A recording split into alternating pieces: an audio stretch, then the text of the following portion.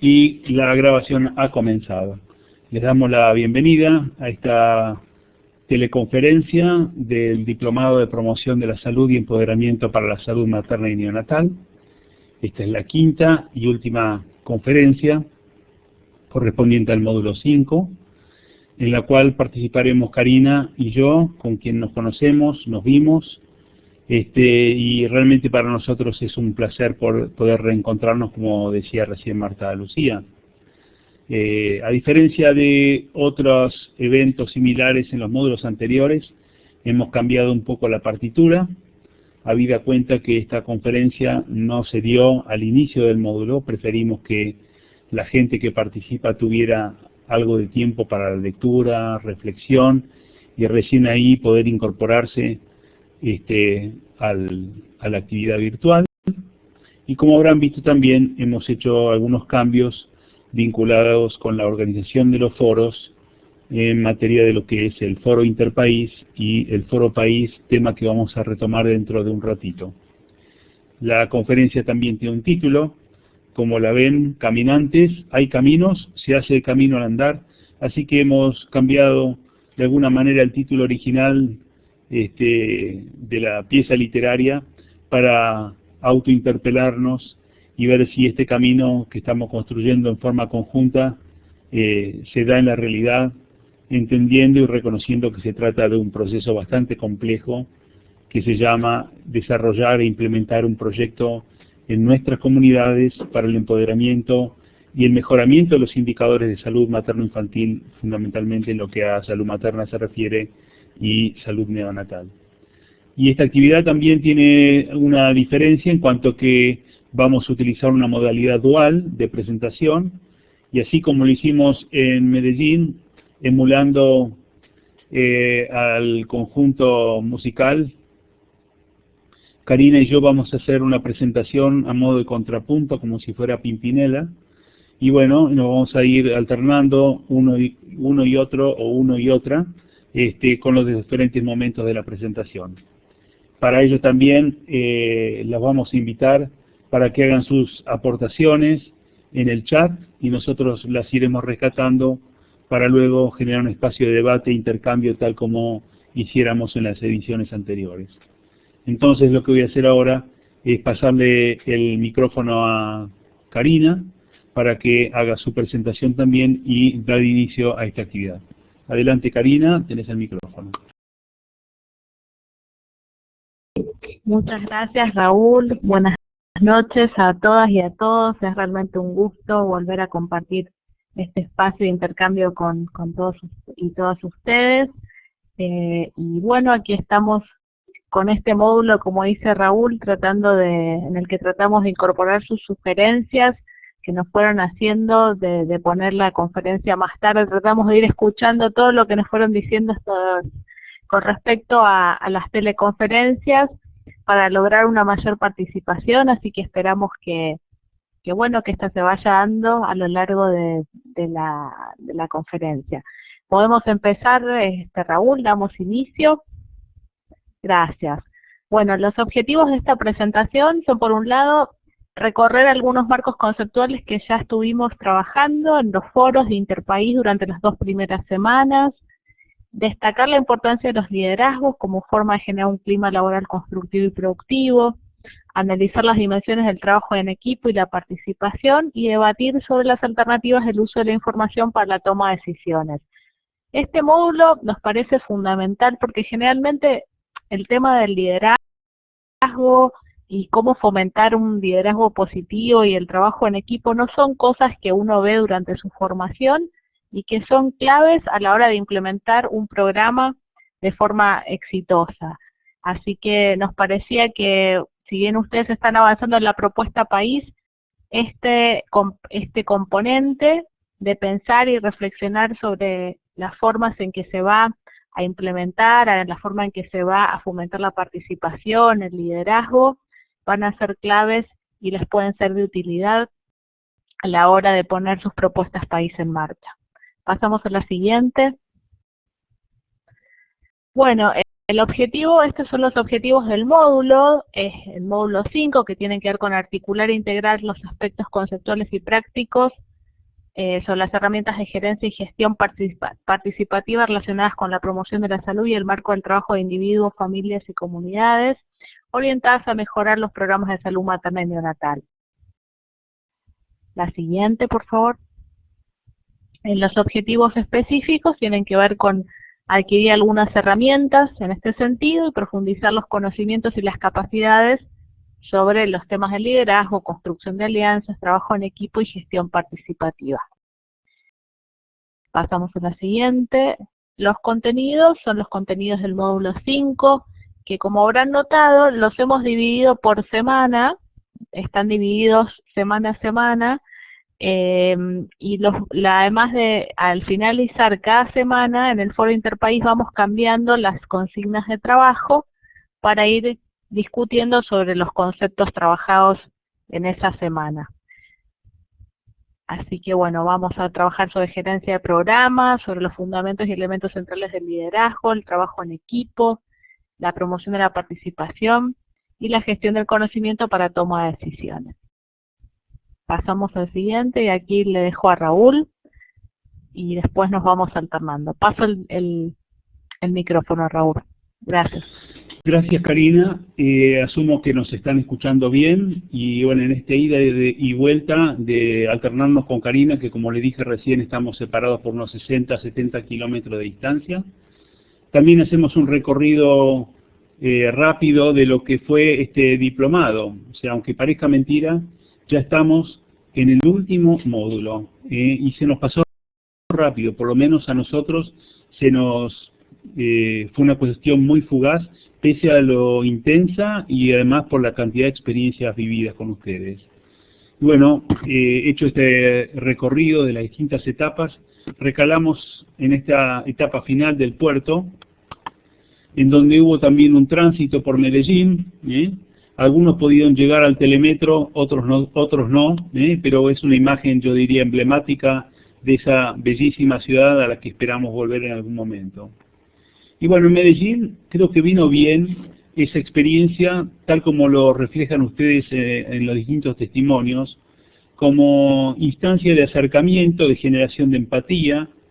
Obviamente los medios virtuales son importantes para la conformación de un trabajo didáctico, de formación y de aprendizaje como el que estamos realizando, pero la relación cara a cara, el trabajar alrededor de una mesa, compartiendo problemas, vicisitudes, y también superando espacios de tensión y de debate, creo que también ayudaron a reforzar el sentido de adherencia y de pertenencia, no solamente a lo que se refiere al equipo de cada país, sino a la iniciativa en su conjunto con la participación de los distintos actores e instituciones y países representados. Por eso, en este momento, luego del tránsito realizado por Medellín, estamos en una fase de enriquecer esta caja de herramientas a partir de lo que decía Karina en cuanto a ver cómo fortalecemos nuestra capacidad de liderazgo.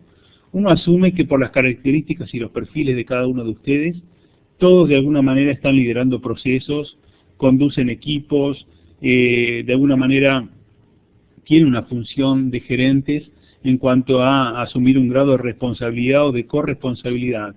Y entendamos que este es un proceso muy difícil porque hace atender las diferencias de quienes integran los grupos y los equipos de trabajo y también poner en marcha una serie de capacidades y competencias de nuestra parte para ver en qué medida uno puede actuar como facilitador o facilitadora complementando intereses, capacidades, diversidades en cuanto a opinión, formaciones disciplinares con miras al logro de un proyecto específico. Y esto obviamente se complejiza más cuando a este equipo extendido se le suman integrantes de la propia comunidad.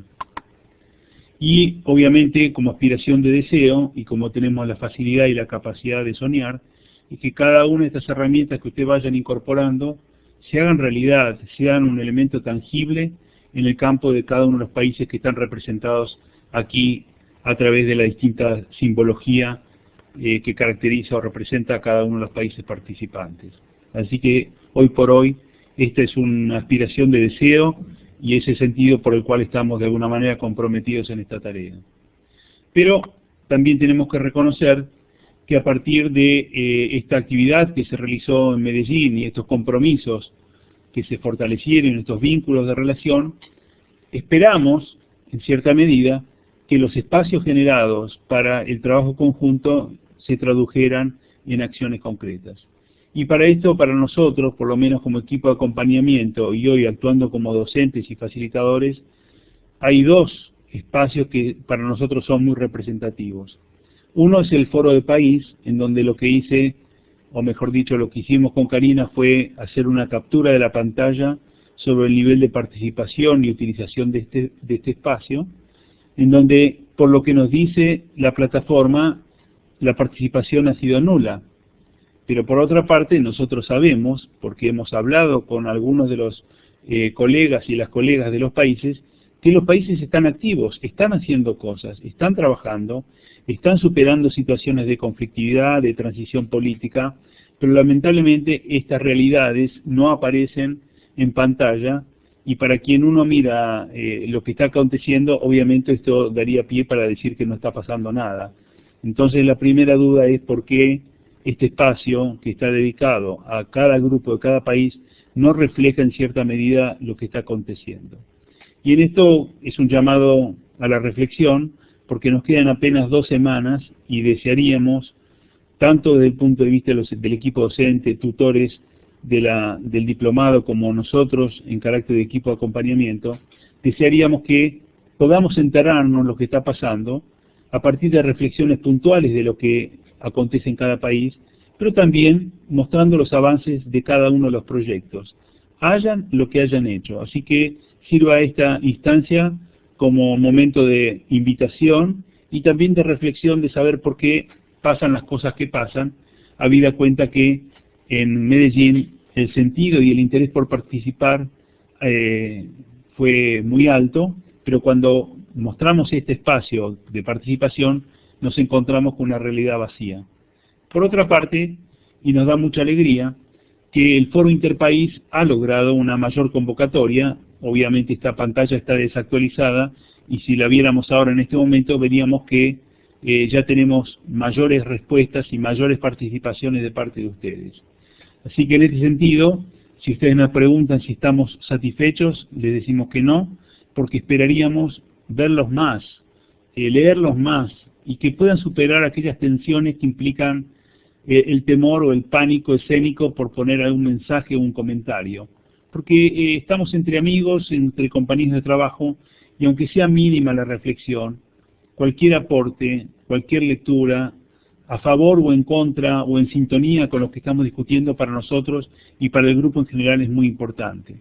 También vemos que son las mismas personas las que están participando, y esto lo hemos charlado también con Marta Lucía, que es también a veces nuestro paño de lágrimas. Así que les pedimos también por favor que reflexionen en este sentido. Ya hemos iniciado la 3ª semana de este 5º y último módulo, así que esta sirva también como nueva invitación para sumarse a este espacio de participación. A continuación entonces, y ya entrando en el tema de la conferencia de hoy, le voy a pasar el micrófono a Karina para que retome la presentación. Adelante. Bueno, gracias Raúl. Vamos ahora a debatir sobre uno de los conceptos que trabajamos en la primera semana del Foro Interpaís, que tiene que ver con el liderazgo. Pasamos a la siguiente. Raúl, gracias.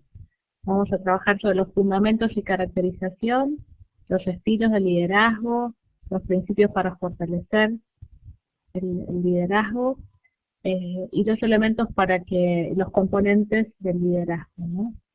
Tal cual ahora vamos a ver en detalle.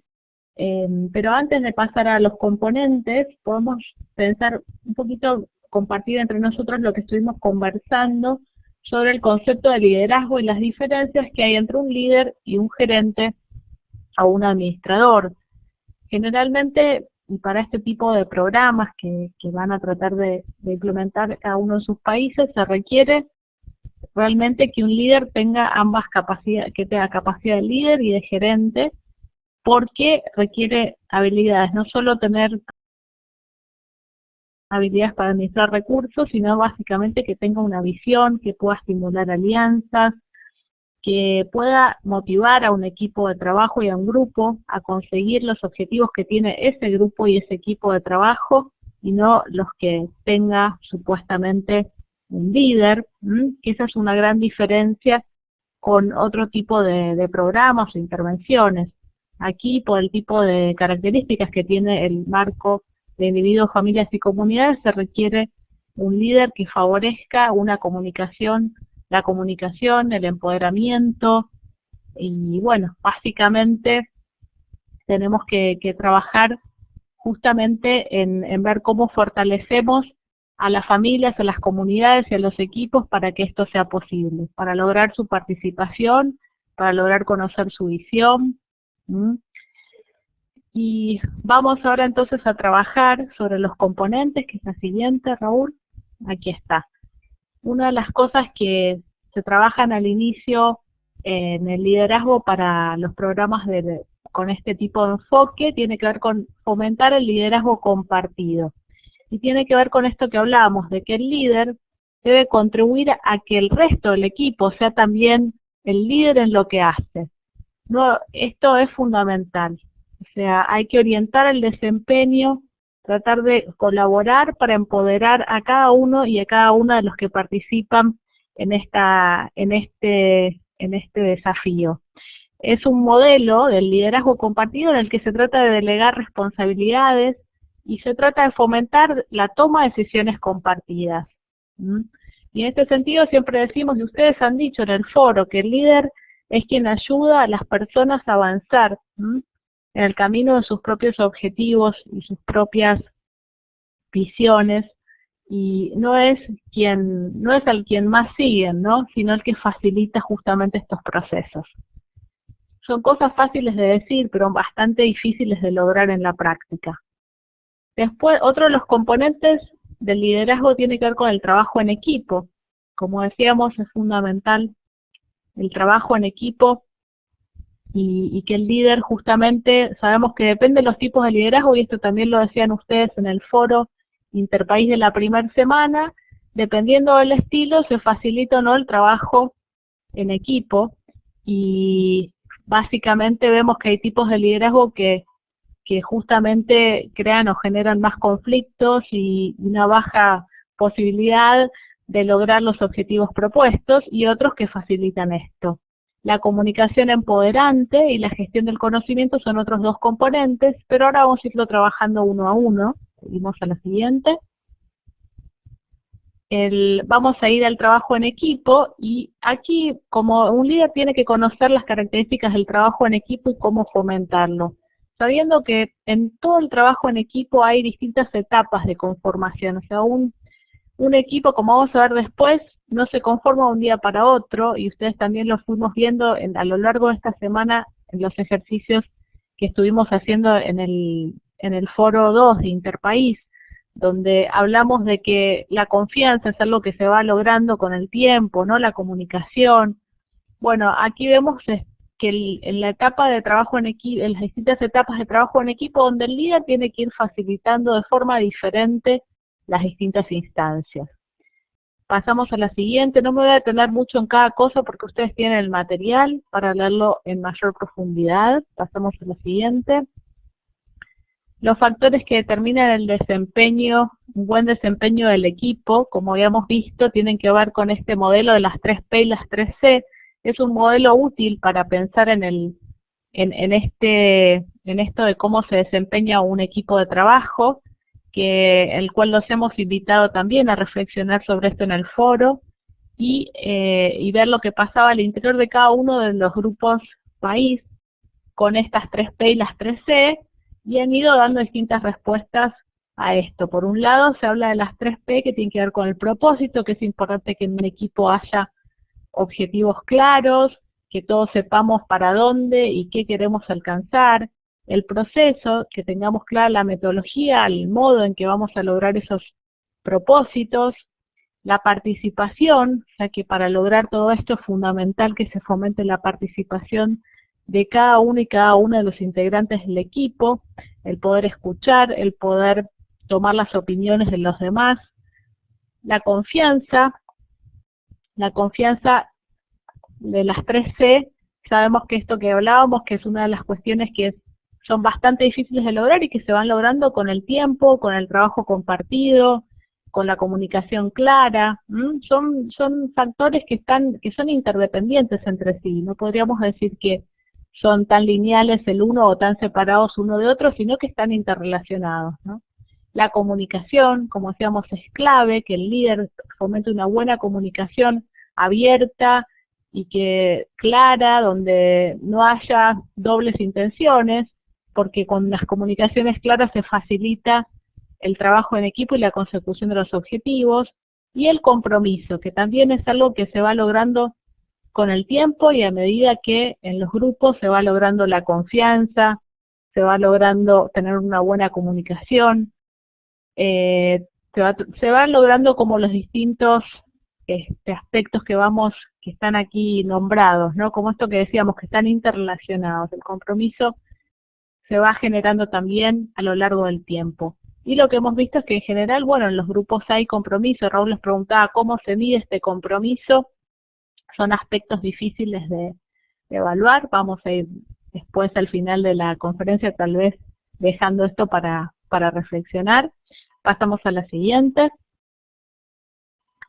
Bueno, como habíamos visto anteriormente, hay etapas en el desarrollo del equipo y la función del líder va cambiando conforme a estas etapas, a los equipos y a las distintas circunstancias del contexto que van sucediendo. Como vemos, en cada país de los nuestros ha habido cambios en la gestión. Así que, bueno, paso a Raúl la palabra, así continúa con lo que sigue. Gracias.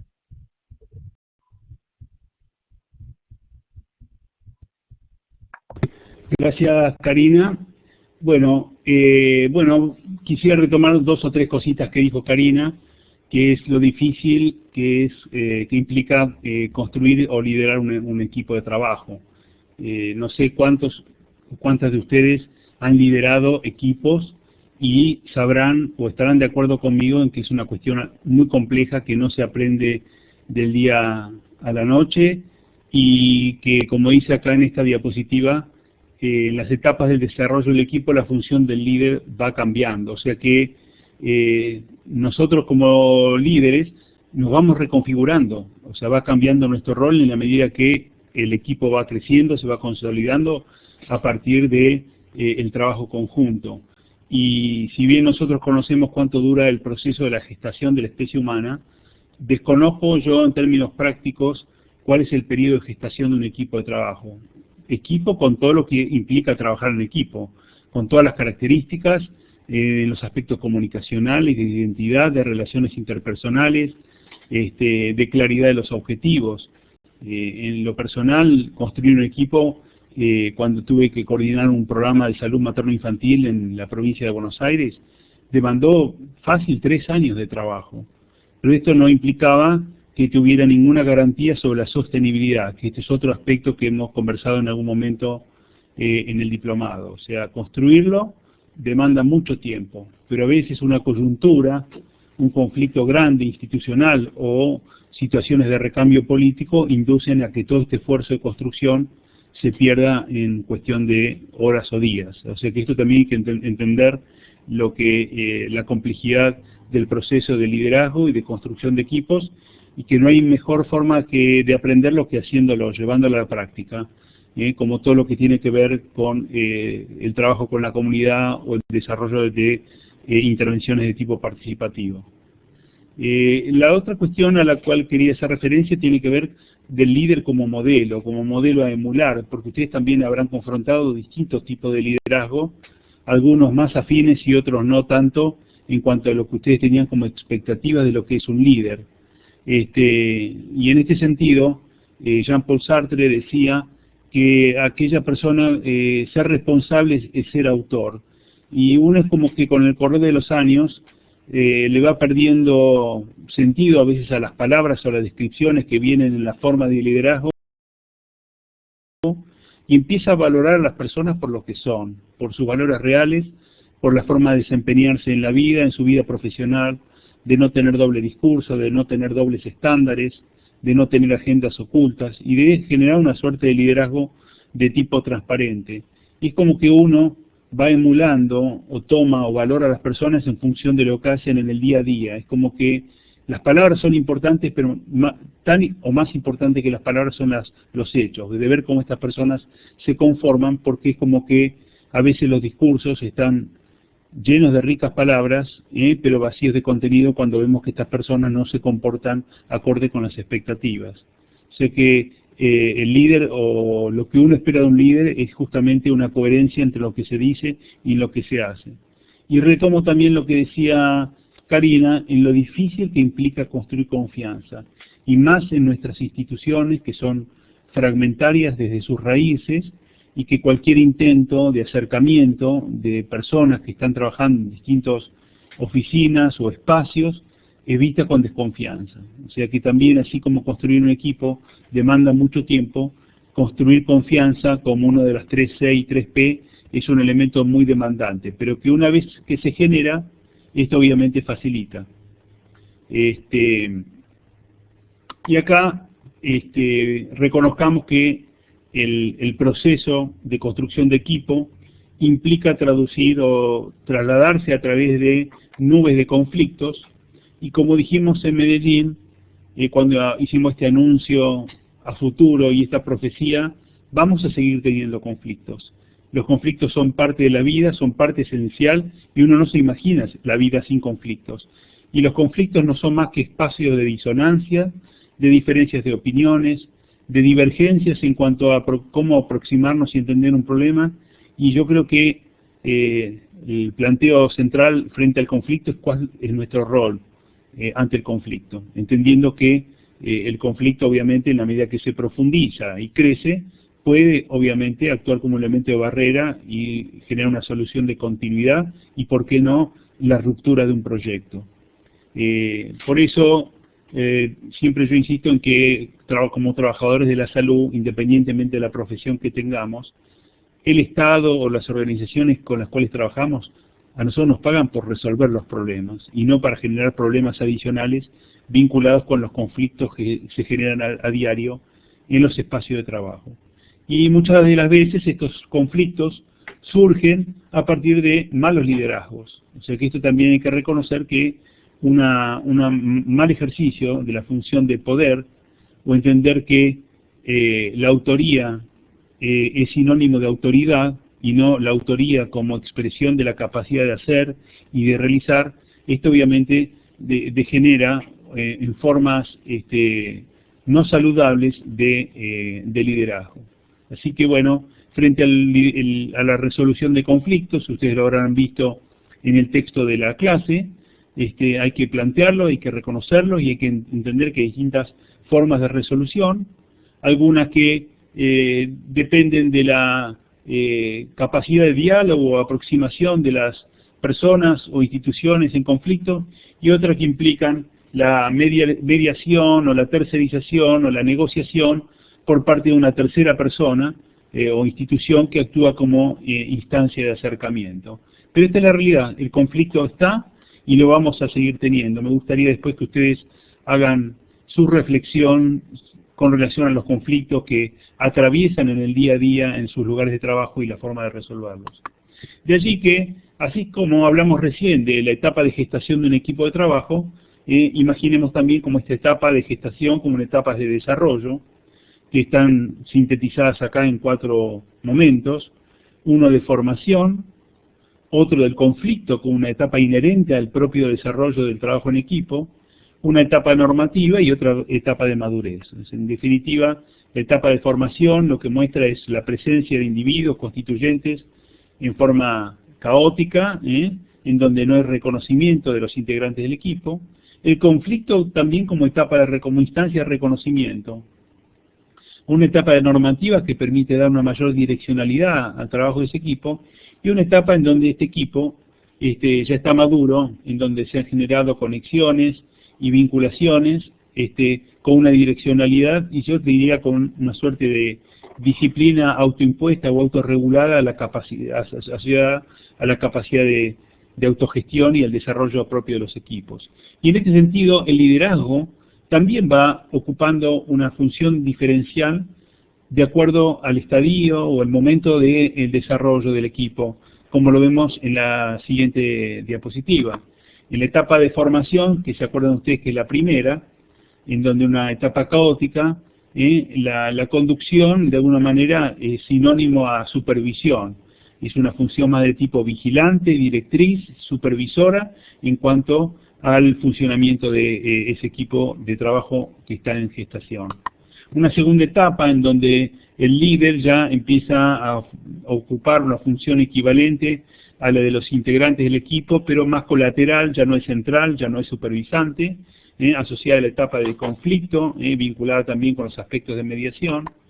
Durante la etapa normativa, pasa de la instancia de supervisión al monitoreo de las actividades y finalmente cuando el equipo ya está maduro, acá obviamente al tener capacidad de autogestión, estar empoderado y ser responsable, obviamente la función del líder actúa como elemento facilitador y elemento modulador. O sea que esto también hay que entenderlo en cuanto a cómo uno o una se va reconfigurando en cuanto a las funciones de liderazgo acorde a los grados de avance del proceso de maduración y de la conformación del equipo de trabajo. Y con respecto a esta imagen un poco jocosa, que está vinculada con el tema de la comunicación empoderante, nosotros pusimos al pie, dime cómo te comunicas y te diré quién eres. Bueno, la comunicación es una de las 3 C, y yo diría que es un elemento central dentro de lo que es la conformación de equipos, dentro de las funciones de liderazgo y dentro de lo que es el desarrollo en proyecto.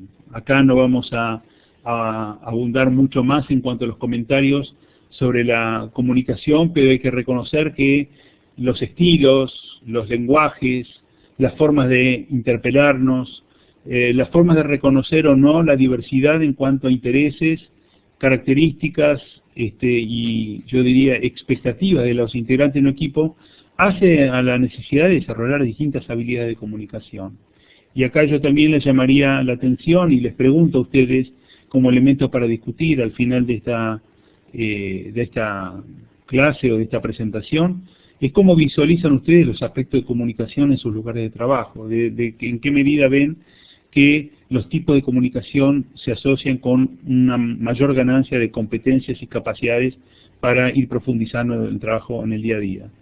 Lo que sí se sabe es que la comunicación de tipo directriz, lo que nosotros llamamos como bajada de línea, de tipo impositiva, autoritaria y hegemónica, confluye, o mejor dicho, contribuye en muy poco en cuanto a lo que son las propuestas a largo plazo. Quizá puede ser efectiva en un momento, en una coyuntura, o en una cuestión, yo diría, instantánea, pero cuando estamos hablando de procesos de comunicaciones y de cómo sostenerlos en largo plazo, obviamente todo lo que implica invertir espacios de diálogo, espacios de escucha, de democratización de saberes, un poco retomarlo de pedagogía del texto, son elementos esenciales en cuanto a las habilidades y capacidades de comunicación. Creo que con esto estamos cerrando uno de los temas para darle ahora a continuación la palabra a Karina para retomar esta temática de los tránsitos de equipos de trabajo, perdón, de grupos de equipos de trabajo. Mi consulta es si nos están escuchando bien y si nos mandan una carita feliz o algún gesto de alegría, y algún día vamos a discutir por qué la carita feliz es feliz. Adelante, Karina, te paso el micrófono. Gracias por las caritas. Gracias, Raúl. Y para continuar, pasamos a la siguiente. Vamos a trabajar, vamos a ver las diferencias que existen, ¿no?, entre un grupo y un equipo.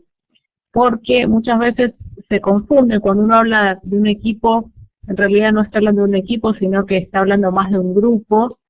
Y como veremos acá, un grupo de trabajo es algo que se da generalmente de manera natural, tiene que ver con personas que forman una unidad, que se juntan por algún objetivo en común, y cuyo trabajo individual no depende necesariamente del trabajo que alguien más realiza de forma directa. En cambio, un equipo tiene que ver con un número de personas que tienen una identidad definida, cuyos miembros trabajan juntos de forma coordinada y apoyándose mutuamente, y que son responsables ante los demás y usan sus habilidades para cumplir un propósito o una meta en común. O sea, hay una gran diferencia entre un concepto y otro, y ahí lo vamos a ir viendo con las siguientes diapositivas. A ver, pasamos, Raúl. Como vemos acá, fíjense las diferencias en las ilustraciones. El grupo es un fenómeno natural entre las personas, en cambio el equipo tiene que ver con un fenómeno organizativo que es consciente. Uno trata y organiza. El equipo tiene que ver con tener realmente, como decíamos, metas y objetivos claros, todo lo que estuvimos trabajando previamente, liderazgo, tiene que tener con una comunicación fluida entre sus miembros, lograr participación, lograr que se genere confianza, que se trabajen sobre los conflictos que van surgiendo, todas estas cuestiones que hacen a un equipo, y que en un grupo no necesariamente todo esto está o se da de la misma manera. Pasamos a la siguiente. Los componentes de los equipos, como ven, tenemos que ver con todos estos aspectos que tienen que ver con los propósitos y metas, el enfoque de trabajo en común, la confianza y el respeto, el sentido de identidad, que son todas, el sentido de identidad se va logrando con el tiempo. Como veíamos, los equipos que están trabajando hace más tiempo tienen una mayor identidad, y los que son más nuevos, en general, eso se evidencia como que todavía están en proceso de construcción. Esto también lo comentaban ustedes cuando nombraban los ejemplos de sus países. Esto de lograr una responsabilidad compartida es un elemento fundamental de un trabajo en equipo. Cuando un equipo funciona bien, las responsabilidades se comparten. Uno, al haber confianza, todos somos reemplazables, ¿no? Lo que hace uno lo puede llegar a ser otro miembro del equipo a los fines de lograr los objetivos que nos proponemos. A la vez se complementan, ¿no?, las habilidades y destrezas de los distintos miembros. Bueno, pasamos a la siguiente. Y aquí pasamos a esta necesidad de analizar y reflexionar cómo los grupos y los equipos son en cierto grado ciegos a los procesos internos. Porque cuando estamos al interior de un grupo muchas veces no vemos, ¿no?, cómo estamos trabajando, si estamos o no abordando los problemas o los conflictos que se nos presentan. Y bueno, todo esto es muy importante de tenerlo presente y de ver la forma en que se van desenvolviendo, ¿no?, estas relaciones interpersonales y este trabajo en equipo. Paso a Raúl la palabra. Gracias, Karina. Bueno, ustedes habrán visto que cuando Karina mostró la imagen del grupo y del equipo, en el grupo era una especie de petroglifo con una imagen de alguna caverna, y cuando habló del equipo estaban los presidentes de nuestros países. Algunos no están porque han fallecido y otros porque han cambiado y han terminado su gestión, como es en el caso de nuestro país, porque a partir de hoy ya tenemos un nuevo presidente. Pero para mí la imagen, y para Karina, nos resultó simbólica de pensar a los presidentes de América Latina como un equipo. Y esto quizás es parte también de la experiencia de Medellín, en donde había ciertas cuestiones vinculadas con lo que entendemos a nuestra región, como espacio en donde compartimos realidades comunes, geografías comunes, identidades comunes, y no estaba de más, por lo menos, soñar con que nuestros presidentes o nuestros líderes también vean al trabajo que realizan ellos en materia de dirigir los destinos en esta región con una visión de equipo.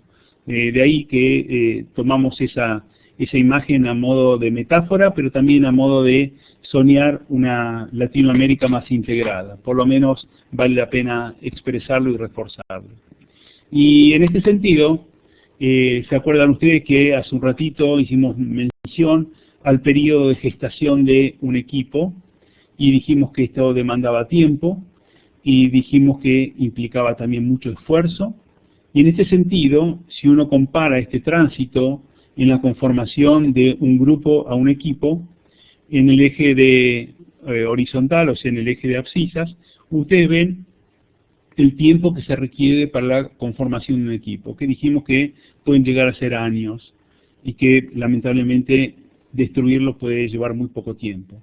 En esta visión de lo que es la conformación del grupo de trabajo, vemos que la orientación del grupo está de alguna manera orientada en función del interés y la direccionalidad del líder, trabaja sobre aspectos de eficiencia, y también en este caso los productos de trabajo son individuales porque el equipo en sí no está conformado como tal. O sea que ahí se hace de alguna manera referencia a habilidades para la función, a las responsabilidades no como colectivo sino desde el punto de vista individual, y una vez más las metas y los enfoques están centrados en la función del liderazgo. A diferencia de lo que acontece con el equipo, en donde luego de transcurrido un tiempo, vemos que la orientación del trabajo pasa de ser de una orientación centrada en el líder a una orientación basada en el desempeño. Se pasa de la eficiencia de tipo personal al crecimiento personal y colectivo. En vez de pensar los productos de carácter individual, se piensa en los productos como una cuestión de carácter colectiva, o sea, en la producción conjunta por parte del equipo, y también aquí las habilidades van cambiando, desde pasar a cuestiones funcionales a la cuestión de cómo se complementan cada una de las habilidades de los integrantes del equipo, atendiendo que no todos tienen las mismas habilidades, en cuanto a pasar de la responsabilidad individual a una responsabilidad compartida y recíproca, y pasar desde las metas y enfoques centrados en la función del liderazgo a las metas y enfoques centrados en el interés y la función del equipo como un conjunto. Así que esto de alguna manera nos traduce cómo las habilidades, las responsabilidades y las competencias se van reconfigurando a medida que el equipo se va conformando. Y en ese sentido, la función del liderazgo también se va reconformando. Y en este sentido, podemos decir que hay tres zonas o momentos que también atraviesa este equipo. Una que se llama zona de confort, en donde supuestamente todos quienes conforman ese grupo o ese equipo tienen el conocimiento adquirido, no hay nada más que aprender, y acá dice como que funcionamos en piloto automático, más de lo mismo, y como que de la forma que estamos cómodos y hay que seguir de esta manera. Otra zona, que es la zona de expansión, en donde es el proceso por el cual podemos ser capaces de producir un resultado extraordinario que antes estaba fuera de nuestro alcance. Y es lo que les está pasando a ustedes como integrantes de un equipo en conformación. Pasaron de una suerte de zona de confort y al pasar por el diplomado es como que el mundo se les abre. Ven que la realidad no termina solamente en su lugar de trabajo, sino que trasciende al lugar, al municipio, a la ciudad, al departamento, a la alcaldía en donde están trabajando, a la que se les suman otros compañeros de trabajo que no están en otras partes del país, además de instituciones del país, y otros compañeros y compañeras que estamos en otros países. O sea que están en una verdadera fase de expansión, a la cual obviamente se le suma otra, que también implica una fase de conflicto, una zona de conflicto, que es la zona de expansión total de temor y pánico, en donde el hecho de continuar con este proceso de aprendizaje también implica reconocer esto como un potencial, nuestro potencial como forma de vida, y este temor que implica desarrollar este proyecto, implementarlo, algunos puede actuar como elemento paralizante, y frente a la parálisis obviamente es imposible continuar con nuevos aprendizajes. De ahí que el desafío en el momento actual es cómo el conocimiento por sí solo no alcanza, sino que este conocimiento tiene que estar en el marco de un proyecto de tipo colaborativo y con un equipo muy fuerte que sea capaz de liderar y generar un proceso de tipo transformador en el ámbito en donde uno esté viviendo. Hecho este comentario sobre lo que implica el tránsito del grupo al equipo, le paso la palabra a Karina para que tome los aspectos de participación. Adelante, Karina. Gracias, Raúl. Y bueno, como vemos, la participación es fundamental, lograr la participación tanto de los equipos como de la comunidad, y es fundamental en este enfoque de individuos, familias y comunidades. Vamos a pasar a la siguiente, Raúl. estuvimos trabajando sobre el concepto de participación a lo largo del diplomado, y este concepto, como sabemos, tiene diferentes formas de ser definido, diferentes expresiones y también distintos alcances, según quién lo fomenta, dónde y cuándo, ¿no? Nosotros acá tratamos de trabajar sobre el concepto más ligado a la participación social, ¿sí?, al desarrollo de habilidades y fortalezas, ¿no?, para la toma de decisiones. Y como vemos, bueno, para este enfoque, la participación de la comunidad es fundamental, es un actor clave, pero ahí siempre está esta pregunta: ¿cómo y por qué, ¿no?, la comunidad se constituye en un actor clave para implementar este enfoque? Esto lo vamos a dejar para reflexionarlo después. Pasamos a la siguiente. Los socios, como vemos, cuando pensamos en implementar este marco, siempre pensamos quiénes son los socios, ¿no?, en la implementación. Y los socios, o quienes deben participar, o deberían participar idealmente, son todos aquellos y aquellas que participan y se benefician del desarrollo del programa. Y tiene que ver con tanto los gerentes de los programas, como las autoridades, como los otros sectores, las mujeres, las familias y quienes tienen interés en este programa, ¿no?, o en este enfoque. Todos tenemos que fomentar la participación entonces de todos quienes estén involucrados en esta intervención. Pasamos a la siguiente. Bueno, la gestión participativa de los programas tiene que ver con, como decía Raúl y como veníamos trabajando, no son cosas que se logran una vez y ahí terminan, sino que tiene que ver con procesos permanentes que se van construyendo y que justamente requieren de tiempos para poder ser sostenibles, ¿no? Y para esto tratamos justamente de ver cómo un líder que trabaja en este enfoque trata de construir alianzas con los demás, trata de construir coaliciones. No puede liderar solo un programa, sino que tiene que justamente un buen líder construir alianzas y coaliciones, ¿sí?, ayudar en todo este proceso para poder justamente implementar el programa fomentando la participación de todos y todas los que estén involucrados. Y bueno, pasamos al siguiente. El marco de MIFC justamente apunta a lograr la planificación conjunta en todas las etapas, ¿no? Como decíamos desde un inicio, tanto en la definición de lo que es la propuesta, en el diagnóstico participativo, ¿no?, para identificar cuáles son las necesidades y ver cómo esto se va, en cada país va a ser diferente de acuerdo a los diagnósticos, y en cada localidad que se implementa tiene su particularidad, que tiene que ver con la particularidad del grupo, y tanto en el diagnóstico después como en la propuesta en sí misma y en la evaluación de la propuesta. O sea, acá en el marco de MIFC buscamos la participación en todas las etapas del proceso. Pero también es un punto clave ver esto de justamente quién va a liderar esta planificación, porque muchas veces, como esto es impulsado por salud, está esta cuestión de que, bueno, es salud el que tiene que liderar esta implementación, esta planificación. Y bueno, si lo lidera salud, ¿cómo hace para que participe la comunidad? ¿Cómo hacemos para que realmente esto no se limite a un papel consultivo en un diagnóstico, sino que generalmente esto pueda pasar realmente a una construcción compartida? Y cómo esta pedagogía del texto que estuvimos trabajando en la semana presencial puede colaborar en estos procesos, ¿no?, de construcción participativa. Bueno, en las etapas para implementar este modelo tenemos que siempre contemplar la participación, pero siempre la pregunta va a ser ir viendo cómo, ¿no? ¿Cómo vamos haciendo para que todo esto se genere? Paso la palabra a Raúl.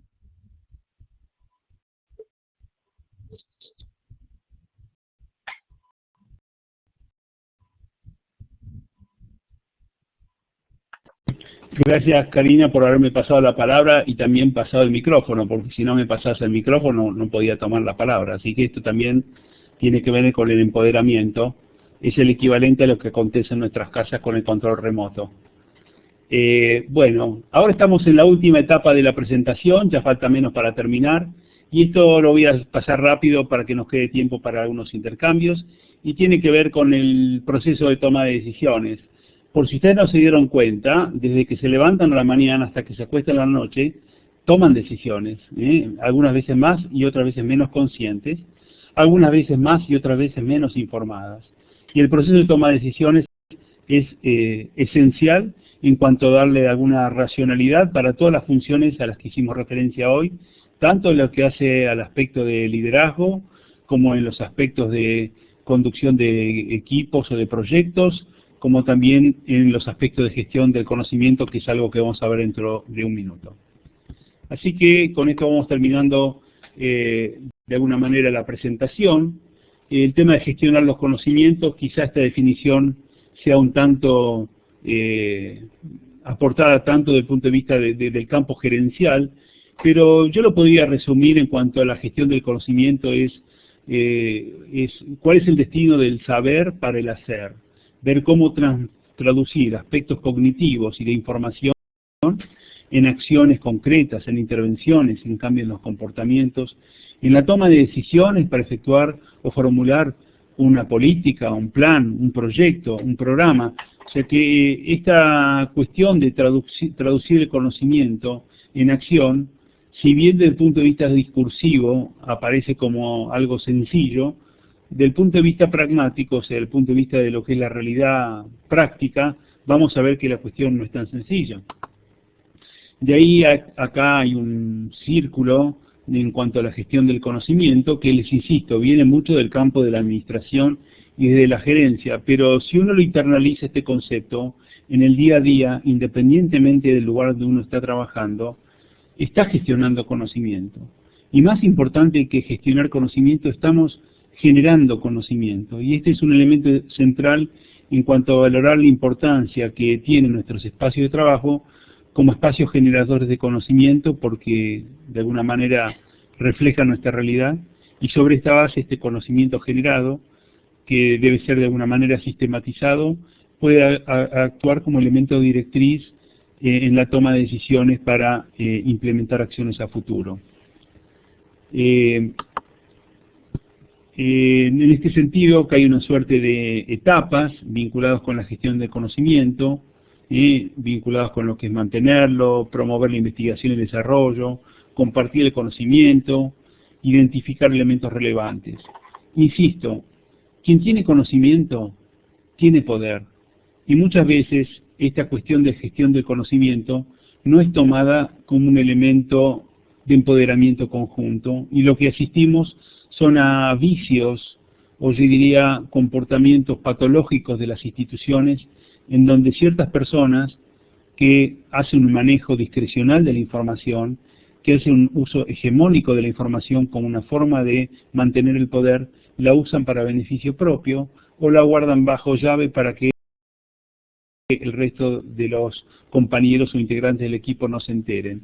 Esto es un vicio institucional que se ve en muchas instituciones del Estado o en las que nos toca trabajar, y también nos gustaría saber qué pasa con ustedes en cuanto a cómo se maneja la información y cómo se gestiona el conocimiento. Hoy por hoy la tendencia es que el conocimiento debe ser gestionado y manejado de una manera democrática, en donde todo el mundo tiene que acceder al conocimiento y a la información, lo que no quiere decir que todo el mundo tenga que acceder a toda la información y a la misma información, porque como se dijo hace mucho tiempo en la declaración de Jomtien de Educación para Todos, todos tenemos necesidades básicas de aprendizaje para vivir y para tomar decisiones. Lo que no quiere decir que todo el mundo tenga las mismas necesidades de aprendizaje. Y si esto lo ponemos en el marco de los programas y políticas, las necesidades de información de un decisor político, de un ministro, son distintas a las del secretario de salud de un municipio, y distintas a las del trabajador de un centro de atención primaria, y distintas a las que puede tener la comunidad con respecto al mismo tema. O sea que hay necesidades de aprendizaje que son variables, pero esto no quita que toda la población tenga el derecho de acceder a la información para decidir, informarse y tomar decisiones de manera informada. Y este concepto me gustaría también reforzarlo y conversarlo con ustedes para ver qué es lo que opinan y ver cuáles son las modalidades en el uso de la información en sus lugares de trabajo. Acá hay otros elementos vinculados con el uso del conocimiento, la importancia de compartirlo, cómo se gestiona la información. O sea, aquí estos conceptos ustedes lo tienen en la clase, pero en definitiva es ver cómo la información se genera, cómo circula, cómo se utiliza, porque otra cosa que uno ve es que muchas veces se genera mucha información, mejor dicho, más que información se generan muchos datos, pocos datos se traducen en información, poca información se procesa y es utilizada y es analizada para la toma de decisiones, traduciendo todo esto en un esfuerzo de carácter burocrático que no se traduce en acciones ni en cambios sustantivos. Bueno, de la misma forma que Karina hizo referencia al tema de la participación, la idea es que los grupos que están participando de un proyecto como el nuestro, de fortalecimiento de las capacidades en la comunidad y de empoderamiento, las decisiones sean tomadas en una mesa de negociación en forma conjunta, a partir de discusiones, de conflictos, del disenso y de los acuerdos. Y ahí obviamente se suma una vez más el rol del liderazgo en cuanto al manejo de la información. Bueno, acá hay algunas preguntas sobre cuáles son las ventajas de tomar decisiones en grupo con respecto a las decisiones unipersonales, cómo se puede promover la toma de decisiones en forma conjunta y las barreras que se presentan, y qué factores deben considerarse al momento de tomar una decisión. Pero no cabe la menor duda que una decisión informada y una decisión tomada en forma conjunta va a ser mucho más legitimada y va a ser mucho más factible de ser traducida en acciones que aquellas decisiones tomadas en forma inconsulta, unipersonales y al margen de la opinión de los demás. Este es un ejemplo de una publicación que compartí con ustedes en los almuerzos. ¿Se acuerdan esos almuerzos famosos de trabajo que tuvimos en Medellín? En donde les compartimos una publicación que había salido en el número especial dedicado a la salud materna en la región, en donde Shirley también tiene un trabajo publicado. Bueno, y ese trabajo que ustedes tienen, y si no lo tienen se puede acceder a partir de la página web, este era un ejemplo sobre gestión de conocimiento. Y en el caso particular de esta publicación, era cómo usar la información generada por la investigación para la toma de decisiones. Para esto habíamos desarrollado un modelo orientado obviamente al abordaje integral de la mortalidad materna y de la morbilidad materna grave. Y este diagrama que ustedes ven en este momento en pantalla tiene 7 componentes, en donde parte de estos componentes están vinculados con la identificación del problema, la priorización, su caracterización, la aplicación de distintos enfoques metodológicos del campo de la investigación, y miren ustedes lo que aparece en el punto 4, la gestión del conocimiento. ¿Para qué? Para innovar. Y obviamente esta innovación, la idea es que se traduzca en herramientas de información para la toma de decisiones informadas, y esto también permita acciones de implementación y escalamiento, cosa que también vimos, o escalonamiento, en la actividad que desarrollamos en Medellín. Otra forma de entender la importancia de unir el conocimiento con la acción aparece en este gráfico, que es muy sencillo, que fue desarrollado por un docente de la Universidad de Chapel Hill en Carolina del Norte, en Estados Unidos, que se llama Milton Kotelchuk, en donde este salubrista establece que hay 3 elementos en juego a partir del establecimiento de prioridades en salud. Para nuestro caso, la prioridad es, obviamente, identificar la salud materna y neonatal como una prioridad vinculada con la estrategia de abordaje de la reducción de la mortalidad materna y neonatal. Y los 3 elementos que se alimentan mutuamente son, por un lado, la gestión del conocimiento y la generación de información a partir de la investigación, del análisis situacional, de las técnicas participativas, todo lo que hemos visto a nivel del curso, como elemento de ayuda para la formulación de políticas, programas y acciones. Y el punto final, que yo diría es el estándar de oro, es cuál es la estrategia de intervención social. O sea, que esta lógica en donde el conocimiento alimenta la toma de decisiones y esto se traduce en acciones, parece simple una vez más en el gráfico. Pero cuando esto lo queremos llevar a escala y vemos qué es lo que pasa con la toma de decisiones políticas, y con esto pasamos a la última, las diapositivas, y con esto terminamos, vemos que las tomas de decisiones en materia de políticas de salud, y esto también podría ser válido para cualquier toma de decisiones a nivel de un programa en el lugar donde ustedes viven, responde a 5 mecanismos, y esto es parte de un análisis que hicimos con nuestro grupo de trabajo, en donde vemos que los disparadores para la toma de decisiones y la gestión del conocimiento puede estar más o menos presente cada una de estas alternativas. Uno de los puntos de partida para la toma de decisiones y formulación de políticas puede estar dada por lo que se conoce como la pedagogía de la catástrofe. En este caso, el acontecimiento de un desastre natural o una situación de tragedia que afecta a un grupo significativo de la población actúa como un disparador para que se forme una política a partir de esta catástrofe. Cada uno pensará en el contexto de cada uno de los países, de ver si esto alguna vez pasó en Guatemala, en El Salvador o en Colombia, que el acontecimiento de un fenómeno o una epidemia condicionó la aparición de una política. Otro de los disparadores es lo que nosotros llamamos el interés corporativo, o sea que el mercado como un factor generador de políticas. O sea que mientras nosotros estamos ahora debatiendo sobre el futuro de la promoción de la salud y la reducción de la mortalidad materna y neonatal, hay gente que se está preocupando de cómo incidir en los decisores políticos para vender un producto por interés de la industria farmacéutica o de la tecnología de mercado, y que esto aparezca de alguna manera como una decisión política de los países. Otro de los mecanismos es lo que se conoce como constructivismo social, en donde son las mismas organizaciones de base de la comunidad, los grupos de mujeres, las organizaciones de derechos humanos, que luchan para que sus demandas sean traducidas en políticas.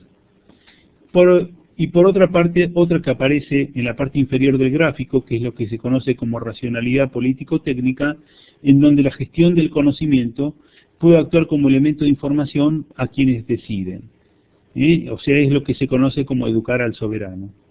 Y quizá la última alternativa es que dentro de las mismas instituciones del Estado hay algunas instituciones o sectores o departamentos o programas que tienen tanto poder que ya de por sí actúan como factor generador de incidencia sobre la toma de decisiones en materia de políticas, que es lo que llamamos nosotros incrementalismo institucional.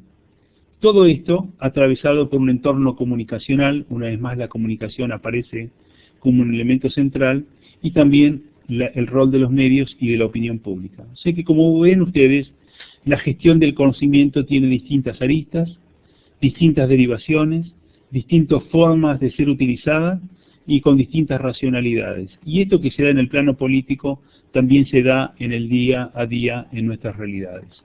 Entonces, como estamos llegando al final de la clase, este es un buen momento para iniciar un intercambio con ustedes sobre la base de los temas abordados, pensando también siempre en qué medida lo que conversamos es o no es útil en el trabajo que ustedes van a desarrollar a futuro. Así que por nuestra parte les vamos agradeciendo la escucha y por sobre todo el haber estado presentes en el día de hoy y poder habernos reencontrado. Si tienen algún comentario, alguna pregunta, no tienen más que hacerlo a través del chat, así que tanto Karina como yo estamos expectantes a vuestros comentarios.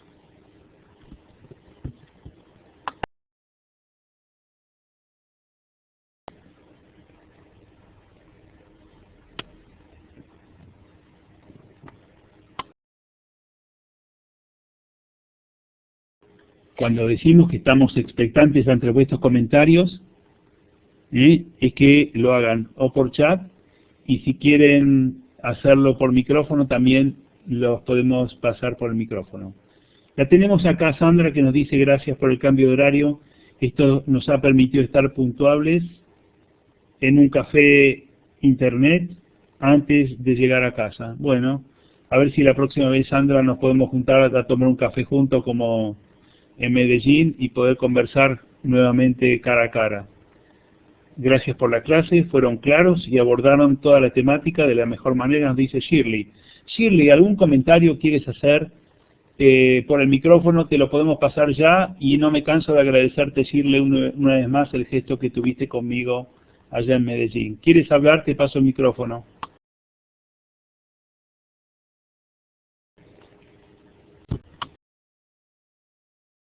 Parece que no hay comentarios. Bueno, ¿alguien más quiere hacer un comentario de lo que conversamos? ¿Les pareció claro? ¿Les parece útil?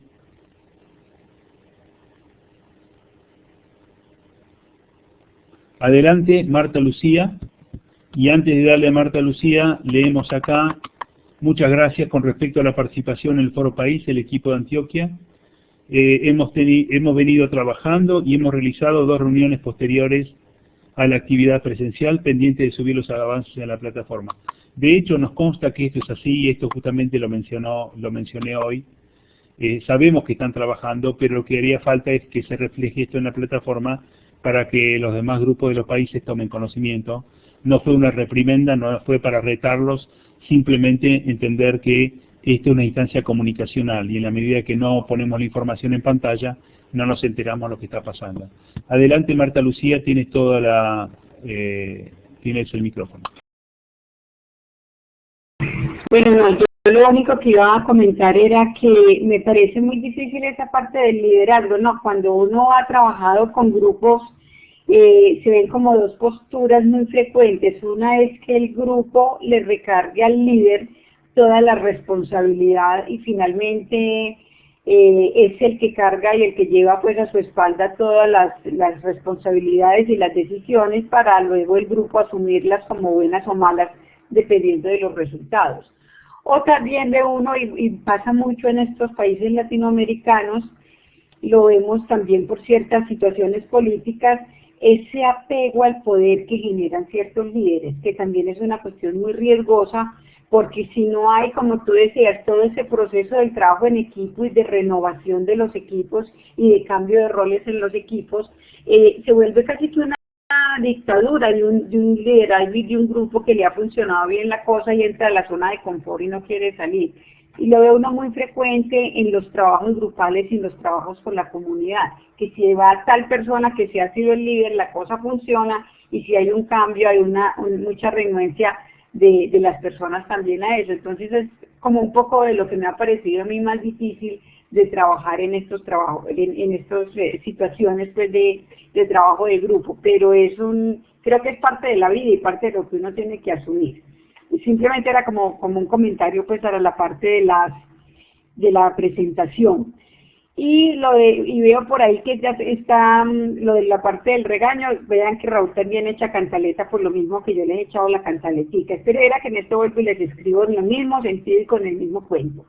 Mentiras, es solamente un estímulo, como decía Raúl, para que por favor participen. En esta mañana coloqué algo que me escribió Marta Cecilia para que empecemos entonces por lo menos en Colombia a trabajar. Me encanta la reunión y bueno, rico estar con ustedes. Cambio porque ya estoy hablando mucho. Feliz noche. Gracias, Marta Lucía. Y esto de la cantaleta lo hemos aprendido de ti. Yo antes, Karina y yo, no éramos cantaletistas y nos hemos hecho de este club desde que estamos participando del diplomado. Así que una cantaleta de vez en cuando es bueno. Al resto del grupo les preguntamos si tienen algún comentario, alguna cantaleta, alguna pregunta, porque de no haber ningún comentario estaríamos ya llegando a la hora de cierre de la actividad.